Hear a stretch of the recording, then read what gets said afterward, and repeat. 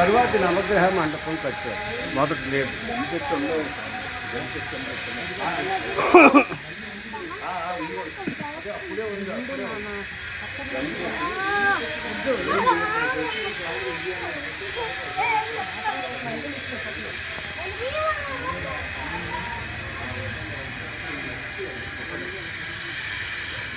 డాబాను కూడా తరువాత పెట్టారు.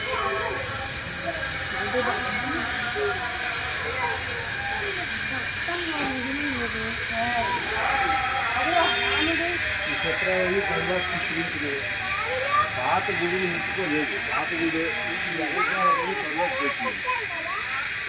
గుడి మాత్రం పాతది.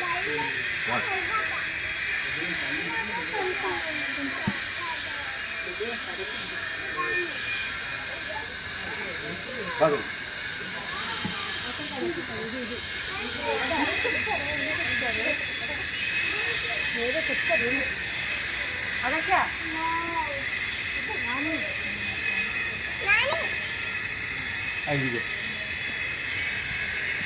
ఇది జమ్మి చెట్టు, ఇది మారేడు.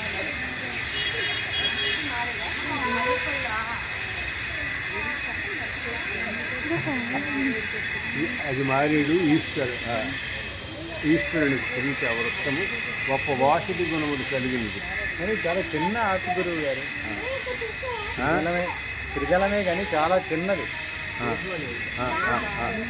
యాగబిల్వం, త్రిబిలవం, 4 బిల్వాలు, 5 బిల్వాలు, మహాబిల్వము.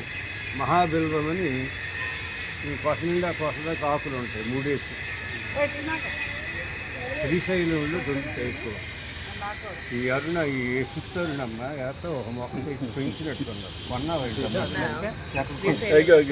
శ్రీశైలం ఆ ప్రాంతంలో దొరుకుతాయి. దాని పేరు మహాబిల్వం. ఆకులు చిన్నగానే ఉంటాయి. పెట్టారు గురువు ఉంటాయి. అలాగే బిల్వదళాల్లో తేడాలు ఉంటాయి. ఈ దేవతా వృక్షములని పేరు.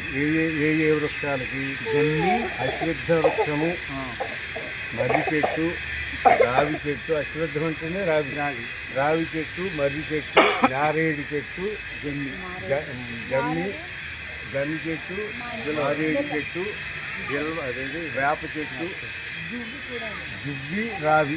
ఇదే ఇంకోటి కాము చెట్టు. గానుగు చెట్టు అంటారు. కాము చెట్టు. కాముడు ఉంటాడు అక్కడ. కాముడు అంటే ఈశ్వర స్థానం. ఈ జమ్మి చెట్టు మీద ఆయుధాలన్నీ అర్జునుడు దాశాడని గుబురుగా గుజ్జిగా పెరుగుతాయి. ఇది వాసన గుణములు కలిగి ఉన్న చెట్టు. ఇది జమ్మి. ఇప్పుడు ఎందుకంటే కైపు కదా మా కింద గట్టి.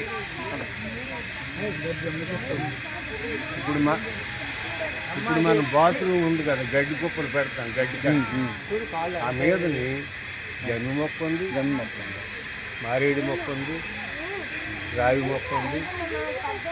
రావి ఎక్కడ ఉంది? రావి కింద. మధ్య మొక్క ఉంది కింద. బొడ్డ మొక్క ఉంది. బొడ్డ చెట్టు అంటే ఔదంబరులు దత్తాత్రేయుడు వారు ఉంటారు నివాసం. అక్కడ ఉంది ఔదంబరు. ఆయన ఉన్న దగ్గర వృక్షం ఉంటుంది గురువు. మన దగ్గర ఉంటాయి. ఆయన చెట్టు కింద ఉంటాడు. సూక్ష్మ రూపుడై ఉంటాడు. ఈ దేవతా వృక్షం వీటికి